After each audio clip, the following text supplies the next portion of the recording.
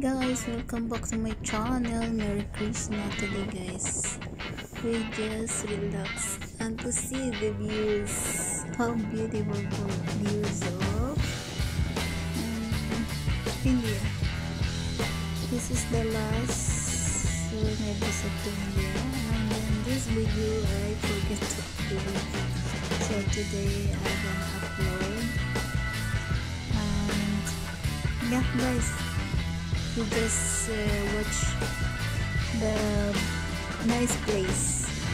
It's very nice place there.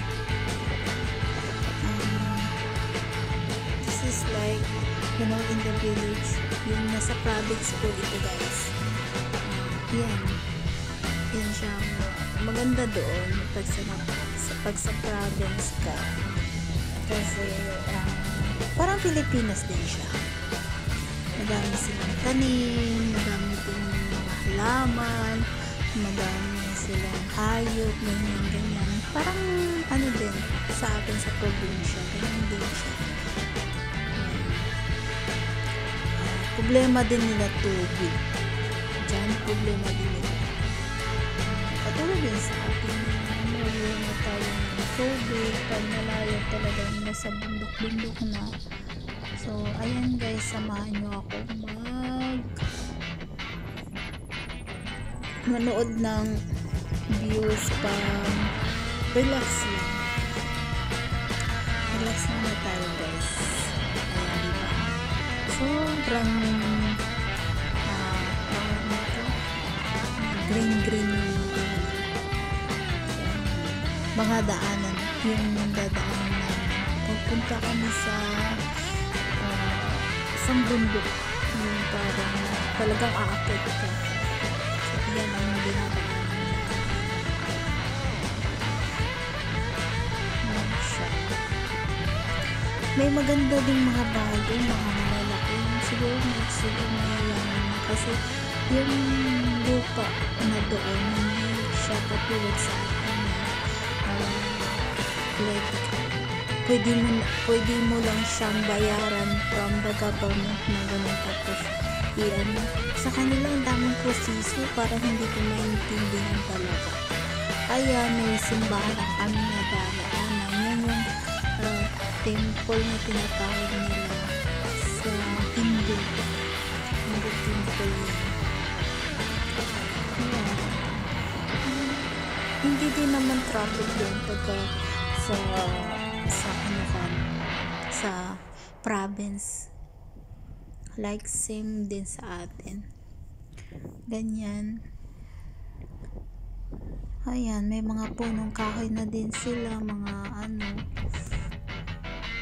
yan yung mga building na maliliit, pero yan yung mga ano nila, yung mga bahay nila doon din sa ano, pero pagka talaga yung bahay nila yung parang pamili-pamili gano'n, tapos kung saan yung ano, mayroon talagang simbahan sila doon, kahit saan may temple sila. Kaya yun guys, galak-galak muna tayo, sabayan nyo muna kung manood ng tanawin dito sa India. May mga motorcycle din sila, yung katulad sa atin, pero mas sa kanila parang sobrang liliit, parang matatawa ka na lang. Ayan, matatawa ka talaga kasi sobrang kaliliit makaano ka nga mamangha ka din sa mga pagtatrabaho nila sa bukid, kasi iba talaga yung pamaraan nila, hindi katulad sa atin. Kasi parang dyan lahat ng ano, yung lalaki lang, walang babae, na hindi iba din ang ginagawa ng ano,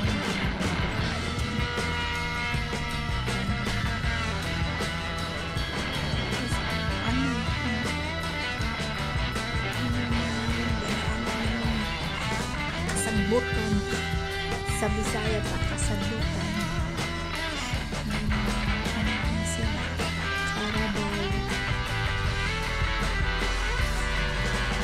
maganda, sobrang lamig dyan sa place na yan. Ang place na yan is Puna. Puna yun siya. Malamig yung place na yan. Kasi malayo naman siya sa city. I mean, hindi naman siya talaga malayo, pero I mean, ano na siya, yung parang publics na siya. Ang lalayo ng mga mall nila, guys. Ang mall nila malalayo. Maliliit na mga shop lang yun dyan. Ayun ko kung ng hospital din is malalayo. Hindi ko kasi kabisado talaga itong lugar ko kasi isang araw lang kami nagawin. For 2 days lang. Mas buong ulit kami sa city. Ayan siya. Hindi anaanan. Oo nga, isang araw lang kami. Natulog lang kami sa hotel. Tapos bumalik na din kami sa city. 3 days lang talaga kami dyan. Ayan. Yung mga tindahan nila yun. Tapos may mga subdivision na din. Nagagawa sila ng mga subdivision dyan. Yes. Tapos alam nyo ba guys, ang baka dyan sa kanila, nilalagyan pa nila ng mga bulaklak. Nagsisimba ay parang nagpipray sila sa baka. Kaya hindi nila kinakatay yung baka dyan. Hindi sila nagkakatay ng baka. So nawal kumain ng baka kasi parang Panginoon na nila yan. Nagdarasal sila dyan. Tapos parang may statue pa yung baka pag napunta ka sa temple.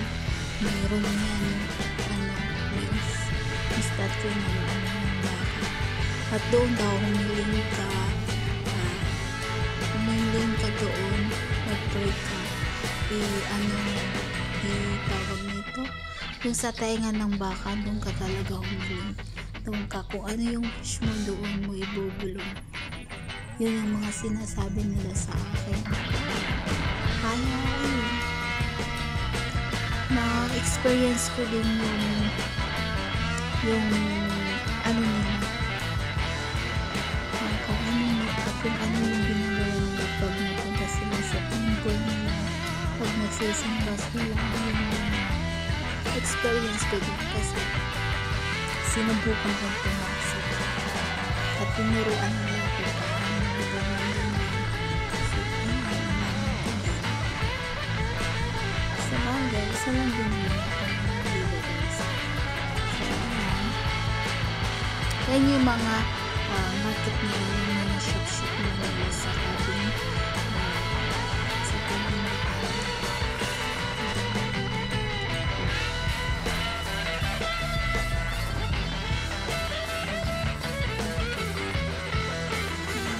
salamat pala sa mag-sponsor. Galing ko pa ito ngayon kasi nakalimutan ko talaga after kong video na ito kasi katagal na kasi isang cellphone ko kasi kaya naisipan kong i-edit ito at i-upload kasi nag-delete ko ng mga videos na yung luma-luma kasi saka nakita ko nga ito at hindi ko pa na-upload. I-upload ko na lang for remembrance, diba? Yan. Kaya ito ginawa kong inedit ko pa lang. So ayan guys, ang mga damit nila is yung mga babae nang dadami sila ng sari. Sari ang pangalan dyan.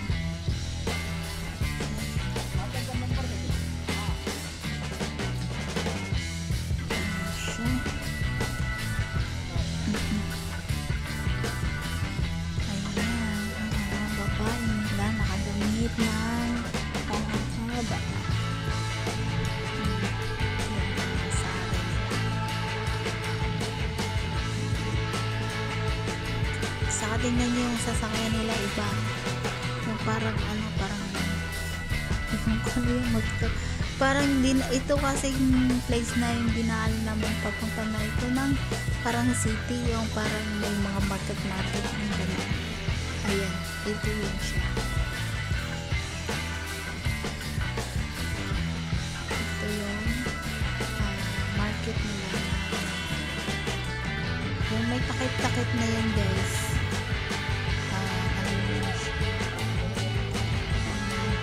Pero Muslim yun siya. O sa ibang babae din naman nagsusot ng ganyan, nagtatakip kasi na sobrang init at maalikabok doon. Sobrang alikabok, saka sobrang daming tao. Sobrang daming tao talaga. Kasi, lalo na pag sumakay kayo sa train guys, my god, sobrang puno na parang yung katawan mo at yung katawan ng katabi mo yung nagsasabian na. Sobra talagang sigit guys. Yan ang na-experience ko doon. At matatawa ka na lang. Kasi naiipit ka na guys. Alam mo ba, naiipit na ako doon.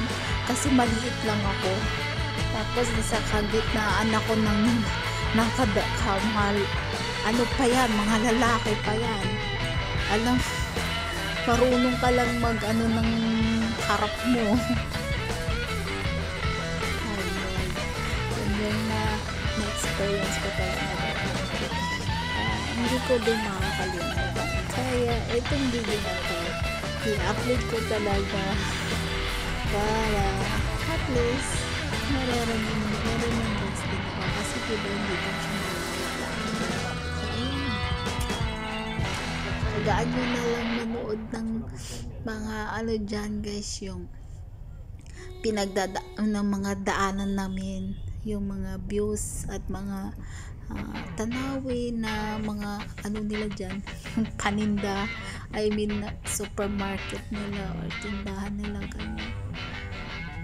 Pasensya na din kayo sa video na ito kasi ayaw ko lang din kasi i-delete na hindi ko siya mag-upload kasi diba